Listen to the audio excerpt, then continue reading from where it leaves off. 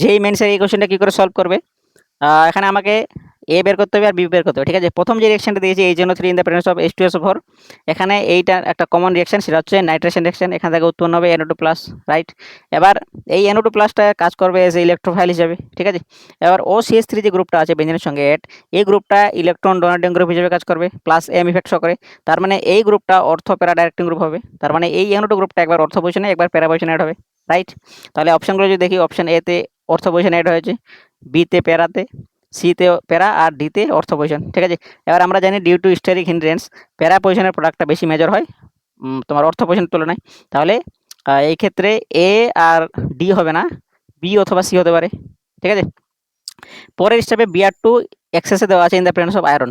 আয়রনটাকে use করা হয় এখানে Br+ বানানোর জন্য, Br পজিটিভ, ঠিক আছে। তার মানে এটাও একটা ইলেকট্রোফাইল। এবার এই ইলেকট্রোফাইলটা কোন পজিশনে অ্যাড হবে সেটা আমাকে দেখতে হবে, ঠিক আছে। তাহলে আমি প্রোডাক্ট পেয়েছিলাম এতে হচ্ছে এইটা, ঠিক আছে।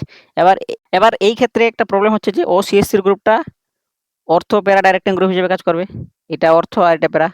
তাহলে যেহেতু প্যারা পজিশনে অলরেডি NO2 গ্রুপ আছে, তাহলে শুধুমাত্র অর্থ পজিশনটা ফাঁকা আছে, রাইট। এবার NO2 গ্রুপটা ইলেকট্রন উইথড্রয়িং গ্রুপ হিসেবে কাজ করবে এবং মেটা ডাইরেক্টিং হবে। তাহলে এই ক্ষেত্রে NO2 গ্রুপের সাপেক্ষে এই পজিশনটা মেটা পজিশন, এই পজিশনটা মেটা পজিশন, রাইট। এরকম যখন একটা সিচুয়েশন আসবে তখন কমন পজিশনে আপকামিং ইলেকট্রোফাইলটা এসে অ্যাড হবে, ঠিক আছে। তাহলে এই পজিশনটা আর এই পজিশনটা হচ্ছে কমন। আর যেহেতু ব্রোমিন Br2 এক্সেসে দেওয়া আছে, এই ক্ষেত্রে এই Br+টা এই দুটো পজিশনে অ্যাড হবে, ঠিক আছে। যদি এক্সেসে না থাকতো তাহলে এটা উৎপন্ন হতো, আর যদি যেহেতু এক্সেসে দেওয়া আছে তাহলে দুই পজিশনে অ্যাড হবে, এই পজিশনে অ্যাড হবে, এই পজিশনে অ্যাড হবে, ঠিক আছে।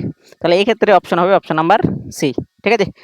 তাহলে এখানে মেইন পয়েন্ট ছিল অর্থো প্যারা ডাইরেক্টিং গ্রুপ চিহ্নিত করা, ঠিক আছে। তোমার অর্থো প্যারা ডাইরেক্টিং গ্রুপ সম্পর্কে প্রবলেম থাকে তাহলে আমার এই ভিডিওটা দেখতে পারো, আশা করি অনেক হেল্প হবে।